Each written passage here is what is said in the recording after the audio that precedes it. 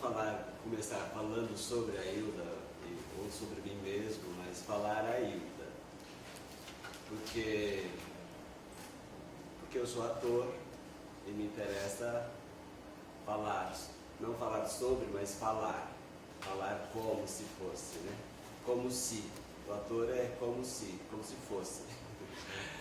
Então eu prefiro começar falando a Hilda, porque se eu coloco sobre a Hilda, eu acho que a voz dela sempre tem mais força do que qualquer outra voz. E eu vou começar fazendo um trecho do Osmo, que é o que eu estou fazendo lá no Ipiranga, no Sesc. Essa já é a minha terceira temporada dessa peça. E essa peça, ela estreou num evento que aconteceu no Sesc Belenzinho, em homenagem a Hilda também, que se chamava E Se Eu Ficasse Eterna? Que foi uma programadora que também é fã da Hilda Incondicional, graças a Deus, tem esses programadores que daí acolhem os nossos projetos. E a Natália é uma dessas pessoas, Natália Nolli. E esse projeto, em homenagem aos 10 anos também da ausência da Hilda, foi onde eu estreiei a peça. Foi a peça que levou toda a duração da temporada do projeto, a peça aconteceu. Além de outros eventos ligados à Hilda, leituras encenadas, espetáculos de dança, performance, cabaré, enfim, uma série de eventos. Bom, então, eu vou começar falando o Osmo, que eu fico mais à vontade. E depois eu vou falar um pouco da minha trajetória e já falo um pouco sobre o meu interesse pela Hilda. Ok? Eu estou me sentindo um pouco um peixe fora d'água hoje, porque... Você não está com aquário. Não estou com aquário. E essa situação toda também é muito diferente para mim. Então eu vou me colocar nessa um pouco mais lateral para me sentir um pouquinho mais acomodado, né, para poder falar para vocês. Senão eu vou ficar muito perdido.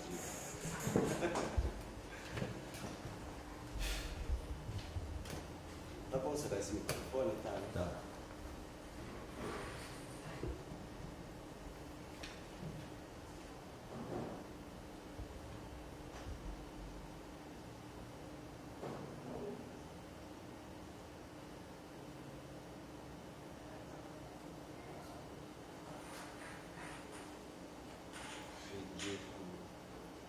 Ridículo, mas agora eu estou dançando com a Raiz. E ao mesmo tempo que eu estou dançando, eu estou pensando na melhor maneira de contar a minha história, quando finalmente eu me decidir a contar.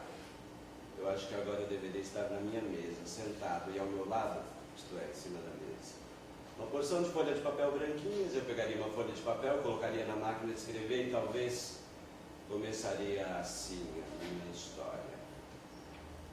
Eu me chamo Osmo, quer dizer, para vocês eu digo que me chamo Osmo, mas o meu nome verdadeiro, se é que a gente tem o nome verdadeiro, tem sim, mas o nosso nome verdadeiro não interessa, só a gente é que deve dizer o nosso nome verdadeiro, e isso deve ser uma coisa secreta.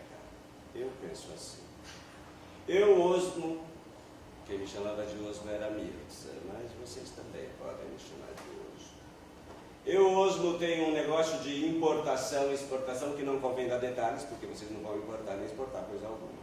Os negócios estão bem. Eu vou até lá, dou as minhas ordens e tudo funciona. É incrível, mas tudo funciona. E de vez em quando eu viajo.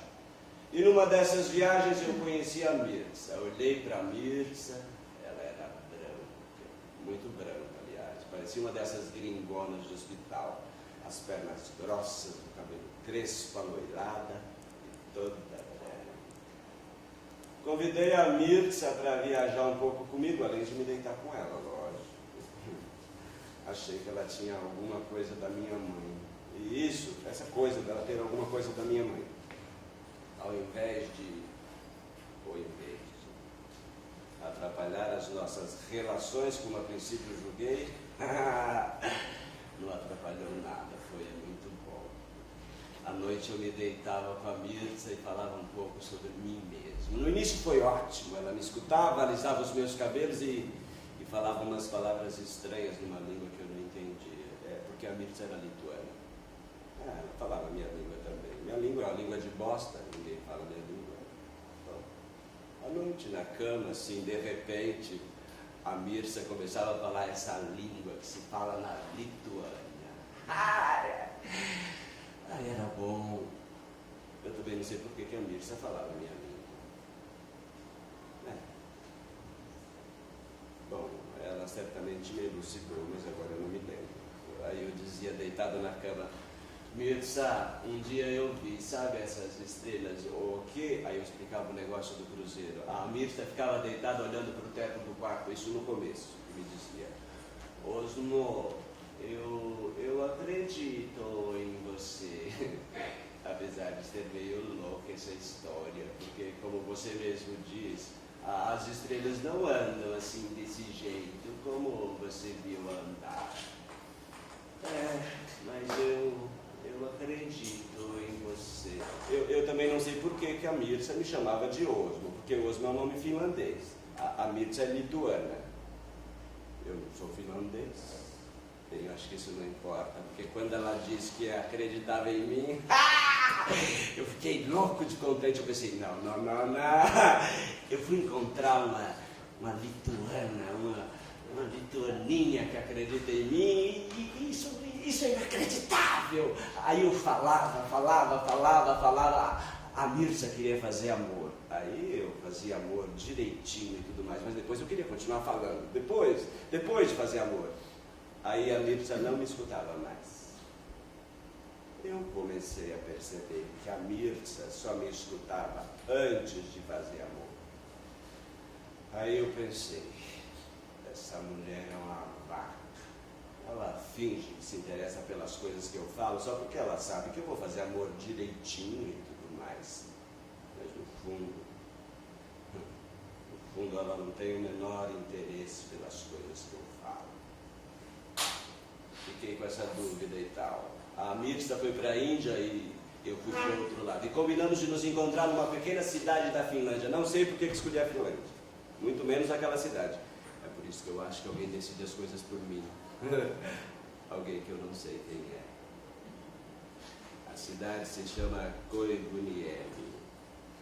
E em Koivuniemi nos encontramos outra vez. Achei que a Mirza voltou bem disposta, um pouco bem disposta demais, o que me aborreceu seriamente. Já não me escutava nem antes e nem depois. E logo na primeira noite ela me disse, Osmo, eu tenho vontade de dançar. Dançar, mas aqui tem algum lugar para dançar? Tem sim, agora é outono e os homens do campo festejam as colheitas. Mas eu não sei dançar as danças que eles dançam. Ai, amor, é simplíssimo, é assim, olha. 2 passos para um lado, assim, amor, assim. Agora mais 2 passos para o outro, assim, amor, assim. Aí ela ficava rodando, e eu ficava parado.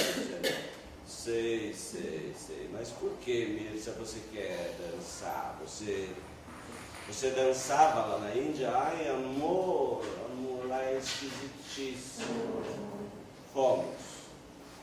Quando a festa acabou, já muito tarde, a Mirza quis passear no bosque de Bétulas. O bosque de Bétulas. Espera. Era muito tarde. Sim, era muito tarde, mas o que eu quero dizer é que estava amanhecendo. O cheiro ingênuo daquele chão verde misturado à terra. O cheiro branco, acre, da nuca de Mirza. Beijei os braços gordos. A minha boca deslizava sobre a pele de Mirza e os meus olhos olhavam os poros delicados. Olhavam sem ver. Olhavam a totalidade daquela pele e passei a língua e era como se eu passasse a língua sobre a superfície cremosa da coalhada. Ela ria, a garganta cor-de-rosa, a língua cor-de-rosa, os dentes minúsculos, as axilas suaves. Deitei-a Deitei-a e fiquei de pé, olhando. Não sabia o que olhava nem por que olhava. Sim, evidente. Olhava uma mulher deitada na terra, uma mulher que se chamava Mirza, que tinha a pele muito branca, as mãozinhas gordas, que muitas vezes segurava o meu pênis num gesto ovalado, como se o meu pênis fosse um novelo de lã. Olhava a Mirza e perguntava a mim mesmo o que olhava. Ela também me perguntava o que eu olhava, não respondia. Fiquei olhando. Depois olhei o sol entre as bétulas. Enquanto olhava o sol entre as bétulas, eu pensava, o que foi que me deu? O que é que eu estou querendo pensar com tamanha acuidade? Por que eu não penso logo o que eu gostaria de pensar? O que é que eu estou querendo esconder de mim mesmo?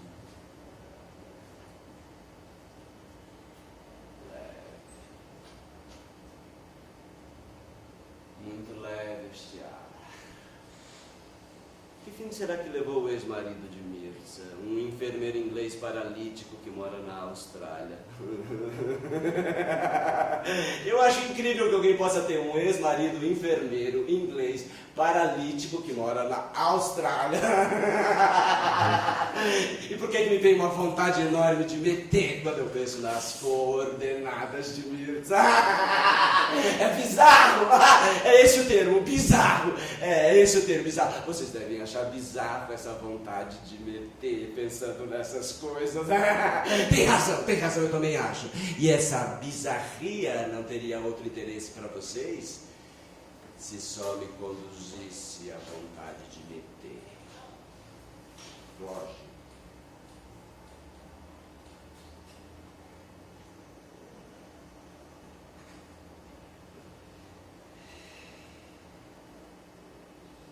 Ele deve estar numa cadeira de rodas. Ele deve ter umas pernas brancas. E daí? Daí Mirza e o marido se fundem. Uma imobilidade masculino-feminino à espera. Bem, Osmo, eu vou me levantar. Comprimo meu pé sobre o seu tornozelo, ela se deita novamente e sorri. Vem, Osmo. Vem, espera. Eu estou pensando uma coisa. Que coisa? Eu estou pensando se você seria capaz de me responder. O quê?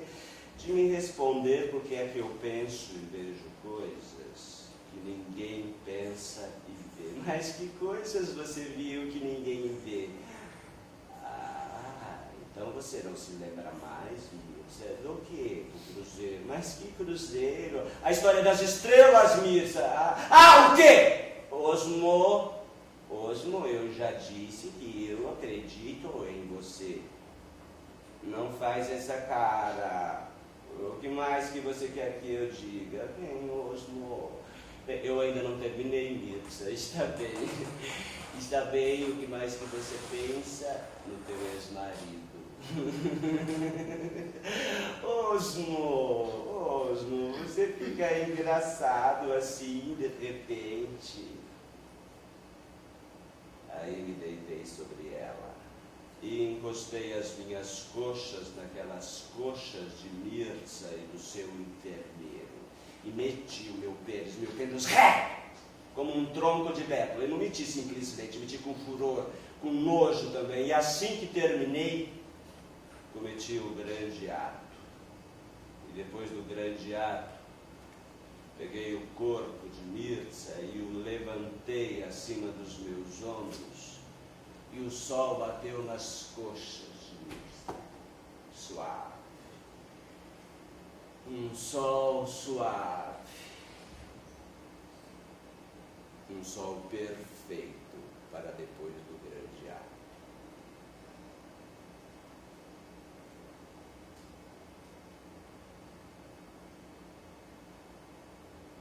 Eu agora não vou dizer tudo o que fiz. Só isso.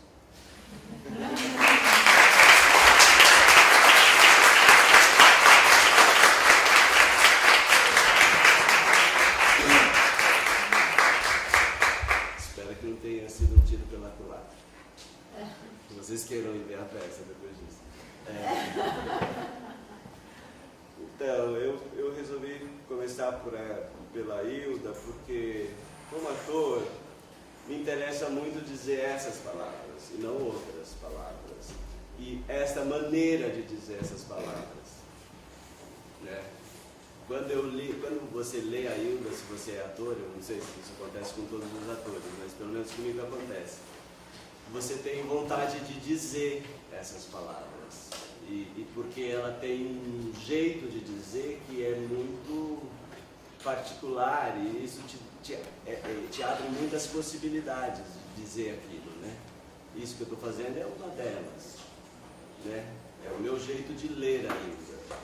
Nesta obra, no Osmo, especificamente, que é uma obra teatral, stricto sensu, sei lá se é stricto sensu, mas eu também trabalho com dança, que daí já é outro lugar.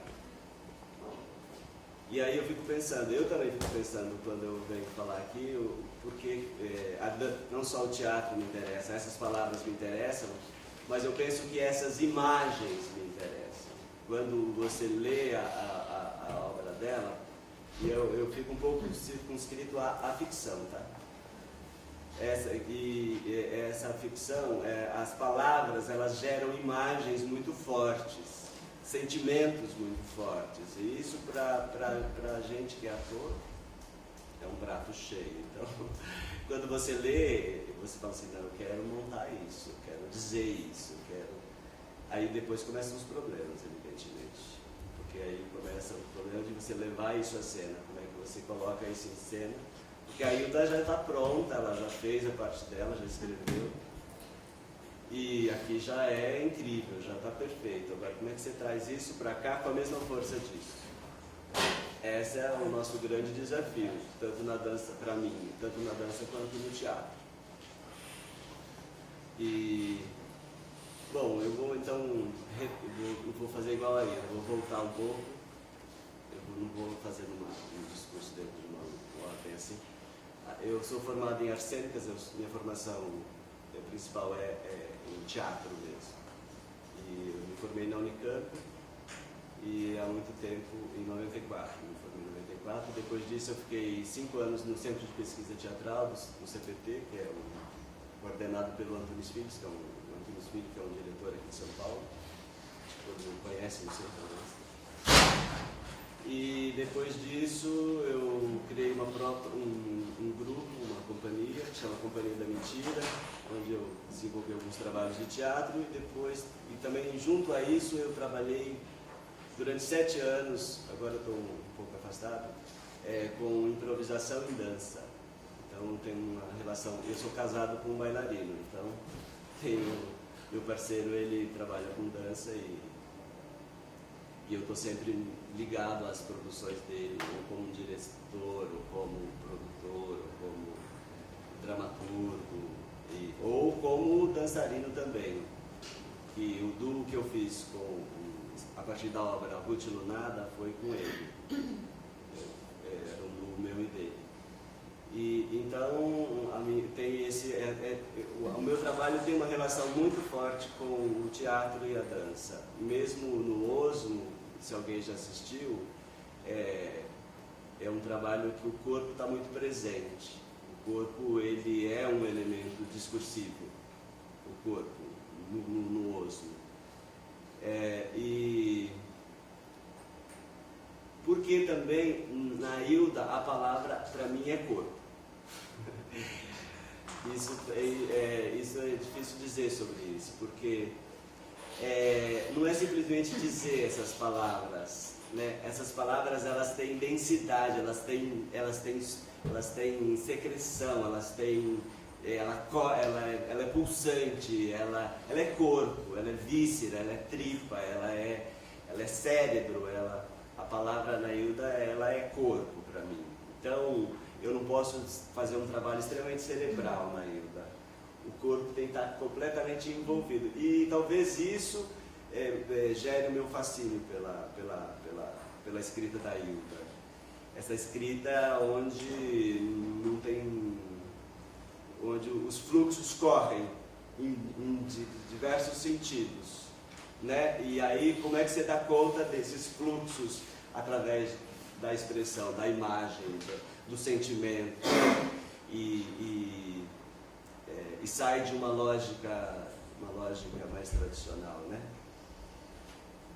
Então, eu acho que a minha relação de corpo e teatro, eu fico pensando o seguinte: já no CPT, lá no Centro de Pesquisa Teatral, a gente trabalhava muito com criação de cenas naturalistas, cenas de naturalismo. Alguém viu Preta Porter?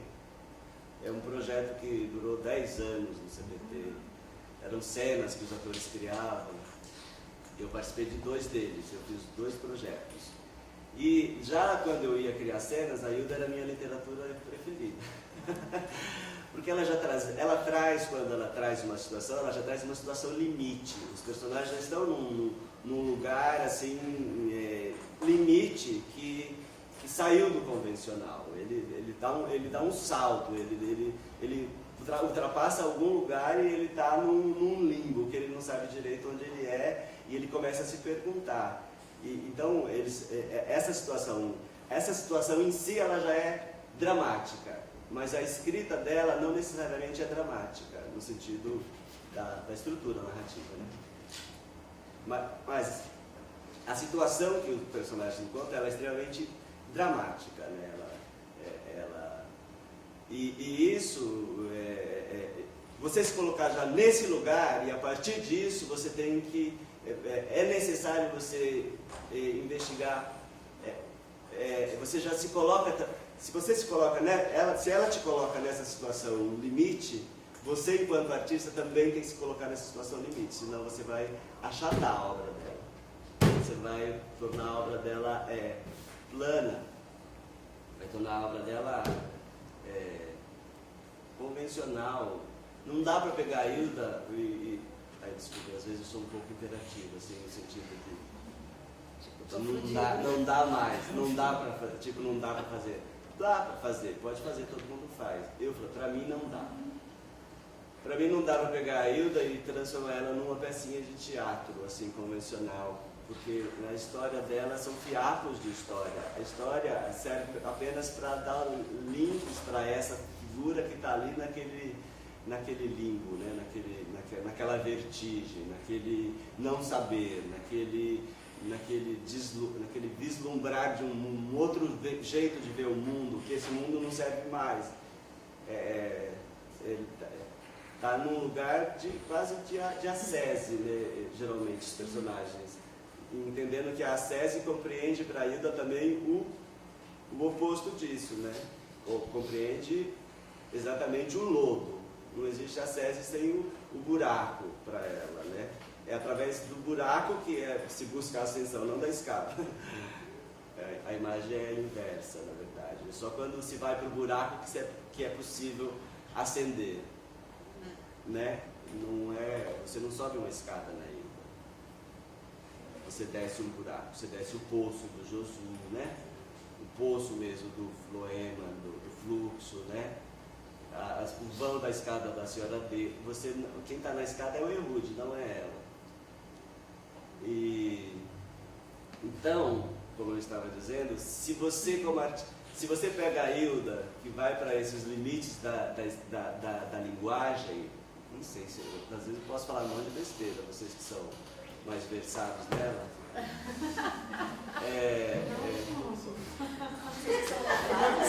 Vocês estão letrados nela? Falando de linguagem, quando você fala de linguagem, vira um problema, né? Falar de linguagem na arte já é um problema, imagina. Enfim. Quando vai para uma radicalidade, talvez, de linguagem, como eu vejo aqui na Hilda, você não pode. Eu acho que fica injusto com ela você fazer ela descer um degrau para se ajustar ao seu corpo. O seu corpo tem que ir ao encontro dela, né? E de encontro com ela também. Já aproveitando a brincadeira que ela gosta de fazer. Porque você vai ao encontro porque senão você reduz. E aí quando você pega uma situação dessa, você está fudido. Porque daí você tem que resolver isso cenicamente dentro da sua linguagem. E a minha linguagem, no caso, já é bastante híbrida, como é a da Hilda. que a prosa e a poesia está muito misturada, sabe? Até o teatro está misturado aqui, né? Até o dramático está misturado. Então é uma ficção que esses gêneros já estão misturados e para mim, no meu caso, na minha história, que tem uma história também misturada, eu acho que isso é um atrativo. É um atrativo me interessa. E aí, bom, basicamente, não sei se é basicamente, eu posso falar um monte de coisas, mas eu posso me repetir. Então, quando eu pego o Osmo, por exemplo, eu vou me ater às obras que eu fiz da Hilda. O Osmo, que é a mais recente. Quando eu li, uma vez eu já li tinha lido várias vezes já o Osmo. Um dia eu estava vindo de carro para São Paulo, porque eu não moro em São Paulo, eu moro em Mogi das Cruzes. E aí o meu parceiro estava dirigindo e eu comecei a ler o Osmo no carro. E no percurso todo de Mogi até São Paulo eu fiz uma leitura. E a gente se divertiu horrores lendo no carro. E eu disse, eu quero fazer essa peça. Isso, passaram-se anos. Depois eu fui convidado para fazer um projeto de leituras no Sesc Europeia que chamava de Autores Brasileiros. A Natália era a programadora, a Natália, que eu já me referi a ela. A Natália era uma programadora do Sesc, era programadora no Sesc Pompeia na época, e ela conhecia o meu interesse e o da Susan Damasceno, que é a pessoa que trabalha comigo no teatro, nos convidou para fazer a leitura da Hilda. Ela queria que a gente lesse o Lázaro, que é uma obra que eu acho fantástica, que eu ainda hei de fazer. Eu já até ensaiei uma época um trabalho com dança com 2 bailarinos, mas não foi para frente. Mas é uma obra que eu ainda vou fazer. E aí ela queria que eu lesse o Lázaro, mas aí como eu estava nesse movimento do Osmo, que eu estava achando divertido, eu falei, não, por que a gente não lê o Osmo? É mais divertido para os adolescentes, né? Ele é mais bem-humorado. Porque isso que eu li agora é quando o Osmo dá a virada. Essa parte que eu fiz agora para vocês é quando o Osmo dá a virada. Mas todo o início dele, todo o início do Osmo, na verdade,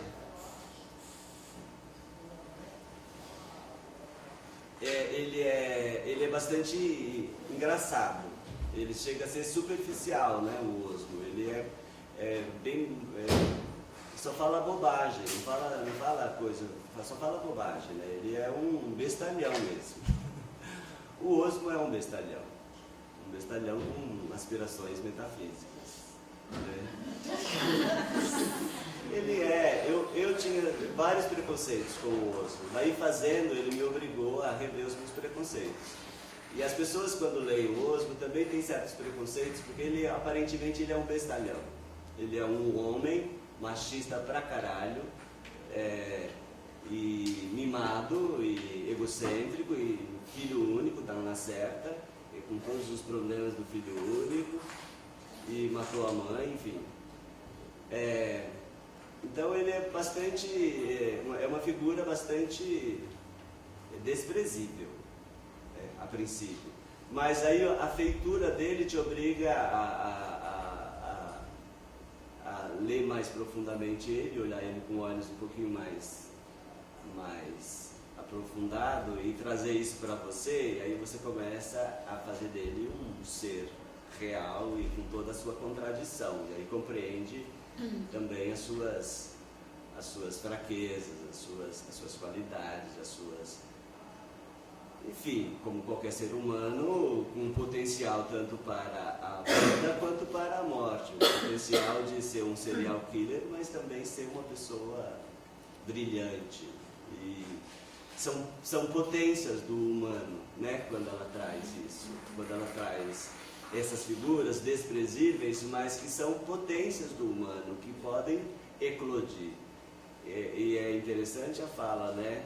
Tem uma fala do Osmo que que ele fica refletindo, parece que é da Bíblia, não sei, que ele diz assim: Deus tira o bem do mal que acontece. Ele está lendo um livro, daí ele grifa uma frase: Deus tira o bem do mal que acontece. Por isso, o universo é mais belo contendo o mal como um campo. E aí essa frase fica na cabeça dele, né? Porque eu sinto, na minha leitura, eu sinto que ele se acha como um canto do mundo também.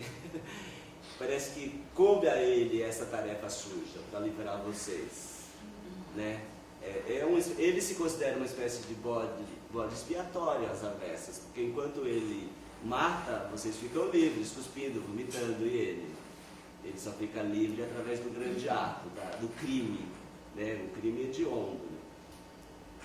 Então ele de certa forma é esse mal que é colocado num canto, e esse canto, de certa forma, isso é uma leitura minha, pode estar bastante equivocado.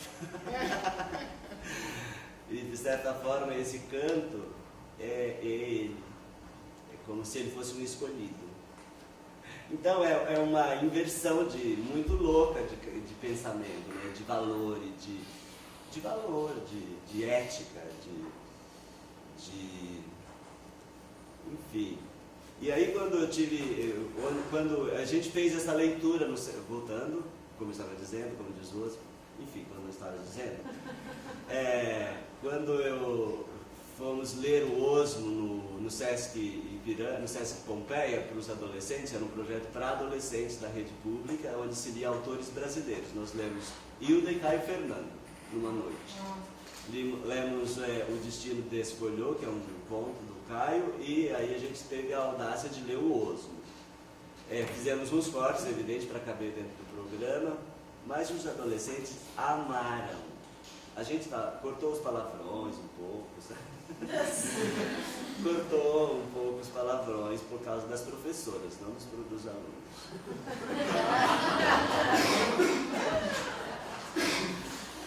Porque as professoras podem achar que, sei lá o que elas podem achar.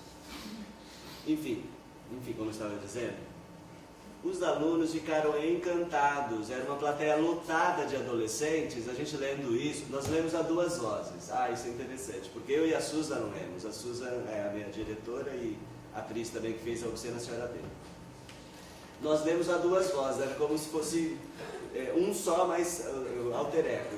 Isso que ele faz o tempo todo de conversar com ele mesmo, a gente duplicou aqui. Eu e Susa lemos e foi incrível, assim, que eles ficaram muito atentos, se divertiram. Falei, bom, eu estava certo, então tem que fazer essa peça porque ela vai funcionar. Só que a princípio eu ainda achava que ela era uma comédia, né? Eu achava ela muito engraçada. Até eu pensei, vou fazer um stand-up. Eu vou fazer um stand-up. Estava na moda stand-up, né? Todo mundo faz stand-up. Então eu falei, vou fazer um stand-up com a Hilda. E a princípio ela é um stand-up, só banalidade, mas depois o buraco é mais embaixo, né, como diz o povo. Fez um stand-up deitado. Eu fiz um stand-up deitado, eu não estava sentado, eu estava deitado, permaneço deitado dentro daquele cubo de acrílico. E aí já muda um pouco a qualidade do stand-up. A horizontalidade do stand-up muda um pouco o tom. E aí, quando a gente foi trabalhar, enfim, esse foi o primeiro momento. No segundo momento, eu fui convidado para fazer uma leitura, novamente, eu me ofereci, na verdade, na Biblioteca Mário de Andrade, naquele evento que teve em homenagem a Hilda Rios, uma revista que saiu, vocês ficaram sabendo? Gabriela esteve lá também, né? Uma instalação. Uma instalação bem interessante, depois ela vai falar. E aí eu me ofereci para ler o Osmo, só que eu falei, quer saber? Eu tinha 2 meses de prazo, eu não vou ler, eu vou decorar esse texto, porque seria mais interessante, né? Ler é meio chato, e aí falei, falar é sempre mais divertido para o ator. E aí eu decorei esse texto inteiro, era outubro, setembro, e dezembro eu ia fazer a leitura. E aí eu decorei todo o texto, e esse cubo de acrílico é incrível, mas eu já tinha na minha casa. Eu tinha lá porque eu usei na peça que eu fiz também a partir de uma obra da Hilda, que é a partir de Teologia Natural, uma obra de dança que eu dirigi, a partir de Teologia Natural. E aí eu usava esse cubo de acrílico, porque a cenografia era toda de papel branco, para dar uma referência das salinas, enfim. E aí esse cubo de acrílico é como se fosse uma síntese da água, sei lá, qualquer coisa. E aí eu usava esse cubo de acrílico como um objeto. A bailarina só simplesmente sentava nele. Era só um objeto, era bastante decorativo quase. E aí quando eu pensei no osmo, não, minto, eu preciso voltar só um pouquinho. Antes de chegar nesse cubo de acrílico, aí começa o problema que eu falei pra vocês. Como é que eu levo essa porra para a cena? Porque eu vou ficar representando Caísa, Mirza, vou lá pro bailinho ficar dançando, né? Vou ficar escrevendo historinha, que é o que acontece com o osmo. Aí começa um problema, porque eu sei que pra mim, a Hilda não dá pra ir para uma montagem realista, porque não cabe dentro de uma montagem realista, não dá para contar uma história linearmente, entendeu? Então começa sério, você se encanta muito, mas depois começa a ter problema para fazer. Porque como é que você bota isso em cena? Como é que você traz essas metáforas todas? Como é que você condensa isso numa síntese, né? numa expressão? E aí, eu estava assistindo um vídeo do Peter Brook, a montagem que ele fez do Mahasad. Sabe o Mahasad? E o Mahá fica o tempo inteiro dentro de uma banheira, porque ele tem um problema de pele, escrevendo. Daí eu falei, claro, o banho do osmo é um banho eterno, ele não sai daquele banho, ele não sai dessa água, ele não saiu ainda de dentro da mãezinha dele, ele continua lá, entendeu? Ele tá ali, é como se ele nunca saísse daquele banho. E aí eu decidi que eu ia fazer o osmo dentro de uma banheira, que eu não ia fazer E ali eu optei por uma concentração, por uma condensação de tudo, de lugar, de tempo Então tudo convergiu para essa síntese, que foi esse aquáriozinho. E o interessante é que ele é pequeno, ele tem 1,10 m, o meu corpo não cabe inteiro dentro dele. Então eu tenho que, de alguma maneira, ficar numa posição que é um espaço que é menor que o meu corpo, como um útero. O corpo vai ter que ficar mais encolhido, enfim, não vai poder se expandir tanto, né? E isso também gera o fato desse espaço ser diminuto gera também um tipo de movimentação. Vocês percebem que uma coisa vai levando a outra? O fato de você concentrar toda a ação dentro de um recipiente de água, que é um elemento que faz diferença dentro de fazer essa peça, porque eu submerjo, meu nariz enche de água. Você tem sérios problemas para resolver. Você começa a criar problemas para você resolver, que consequentemente te levam para um outro jeito de fazer, do que eu sentar aqui com uma máquina de escrever e ficar contando essa história, né? Eu vi uma montagem na internet que o rapaz usava exatamente isso, literalmente isso. Ele estava com as camisas azuis clarinhas, ou clarinho, não sei. E ele tinha uma máquina de escrever, um monte de papel de folhas branquinhas, e ele ficava o tempo inteiro com essa ação, que é uma ação realista que a meu ver empobrece um pouco. Não dá o lugar para o texto da Hilda, isso é interessante. Em que lugar você coloca esse texto? Como diz a própria Hilda, cada corpo pertence a um lugar, cada corpo tem direito ao seu lugar, cada corpo pertence a um lugar. Então, qual é o lugar desse pertencimento, né? Para mim, então, isso foi acontecendo. Essa banheira, de alguma maneira, ela foi condensando tudo isso, essas metáforas todas que ela sugere, né? A água, esse invólucro, e tem tudo a ver com o osmo.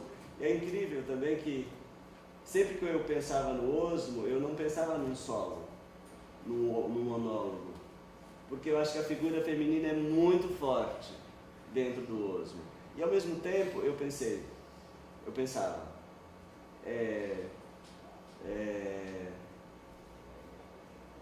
não queria ficar colocando a Caísa, sabe, uma moça que fizesse a Caísa, fizesse a Mirza, fizesse a mãe, sabe?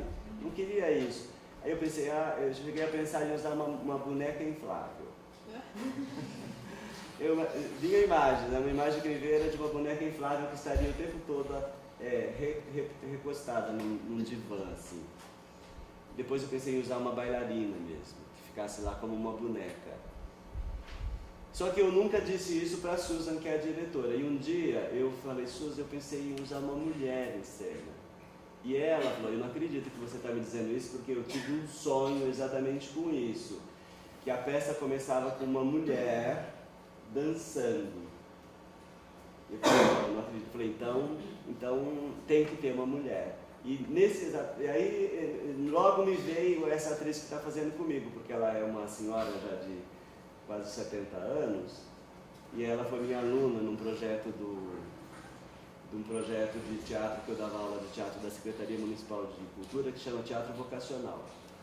E aí ela foi minha aluna e virou minha amiga, e ela gosta muito dessa, ela era jornalista, depois resolveu ser atriz, e ela para mim era perfeita para o papel, para fazer essa mulher. E aí eu convidei a Érica, a Susan achou que deveria ser ela mesma, e aí também gerou mais um problema, porque como é que a gente coloca essa mulher em cena, né?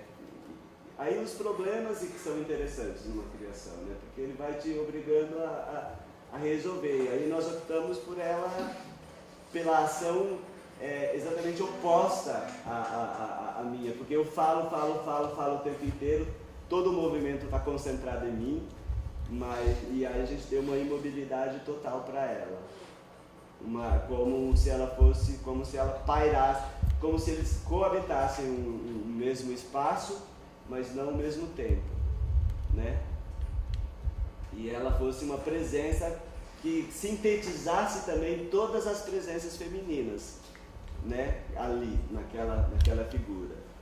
E uma figura também desgastada, não é uma mulher linda, gostosa e bonitona, né? Uma Mirza, né? Toda roliça, né? Não, era uma senhora já meio assim, já de idade. E aí a gente se inspirou muito nas figuras do Otto Dix, que é um pintor. Aquelas senhoras do Otto Dix que ficam nos cabarés meio desnudas, assim, sabe? Meio borradas, assim. Ainda sabe? Eu sei que quando eu vi, eu falei assim, mas eu conheço já essas figuras.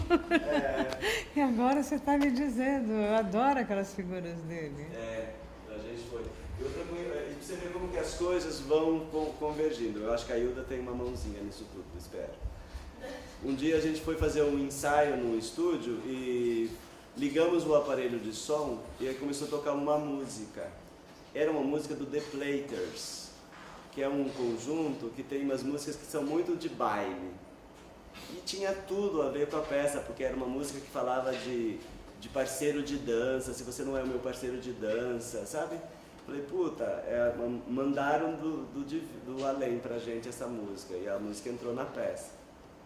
Então essas coincidências, ou não, como diz o Osmo, essas coincidências e essas convergências vão entrando. Se você abre, você tem que abrir esse espaço, né? A Gabriela viveu isso lá na Casa do Sol, ela estava me contando. Quando você abre esses espaços, você é habitado por coisas, e essas que vão constituir essa obra.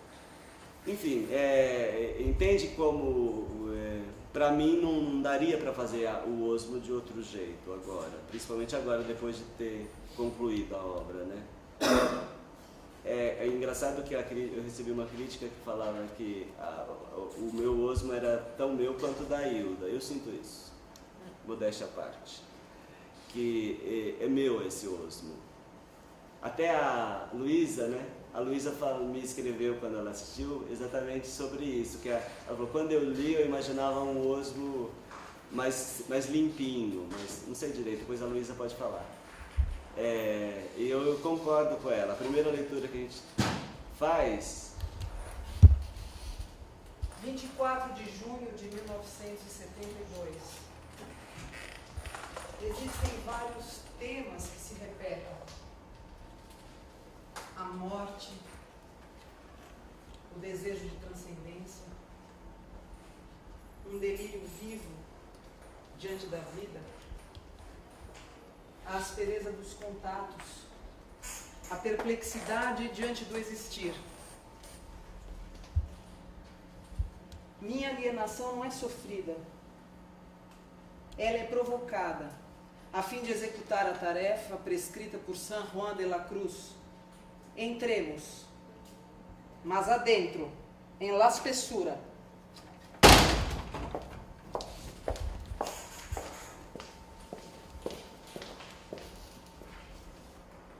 De julho de 1973. A literatura, para ser verdadeira, tem que ser uma ferida. Sei que minha literatura chega a ser, às vezes, insuportável. Uma linguagem aguda, sem respiração. Uma proposta de autoconhecimento.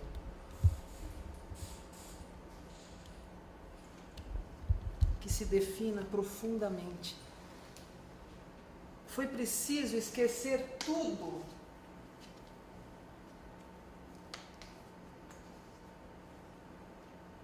Tudo que eu sabia sobre os processos narrativos. Sofrer um total despojamento de conceito para começar o meu texto. Janeiro de 1987. Tem um matemático hindu que perguntavam para ele, mas de onde você parte para começar uma equação? E ele dizia assim, eu sinto que determinadas equações têm a ver com outras. Ele usou essa palavra, sentir. E a partir de uma possível estética dessa equação, rigor, beleza, tudo isso tem a ver com a matemática pura, ele fazia a poética da coisa. Estou falando da matemática porque a ordem sempre teve grande importância para mim. Eu queria uma certa geometria, isso me emocionava, eu achava bonito. Ao mesmo tempo, havia uma desordem muito grande dentro dos seres humanos e de mim mesma. Eu queria saber a raiz dessa desordem. Então eu acho que a literatura vem desse conflito entre a ordem que você quer e a desordem que você tem. Certa vez uma mulher perguntou por que eu escrevia de uma maneira tão angustiada e perguntou irritantemente. Eu falei, minha senhora, nós temos basicamente 7 buracos. Se a senhora não os lavar todos os dias, eles federão. Isso não a angustia? Porque a mim me angustia muito isso de ser feita de carne, a transitoriedade, esse terror de apodrecer, de ter que limpar dia e noite para não feder. Isso é uma angústia enorme. Então só isso basta, se você é escritor, para angustiar. Escritores como Joyce e Kafka anteciparam na literatura a dimensão einsteiniana do espaço e do tempo. É por isso que eu não acredito mais no texto linear, em romances com começo, meio e fim. Nunca é assim na própria vida. Eu sempre me fascinei com o matemático indiano, Srinivasa Ramanujan. Ele dizia que para resolver os seus intrincados teoremas, era movido apenas pela beleza das equações. Beckett, Joyce, Bataille, Nikos Kazantzakis, Rimbaud, Shakespeare, Kafka, Guimarães Rosa, Jorge de Lima, Ionesco, Henri Miller, Camus. 6 de abril de 2002. 2002. Minha obra é principalmente amorosa e mística. De sedução também. Os meus personagens envolvem-se de poesia e do escatológico. Estão o tempo todo perguntando, degladiando-se com o incompreensível, tentando entender. O eixo principal do meu trabalho tentativa de entender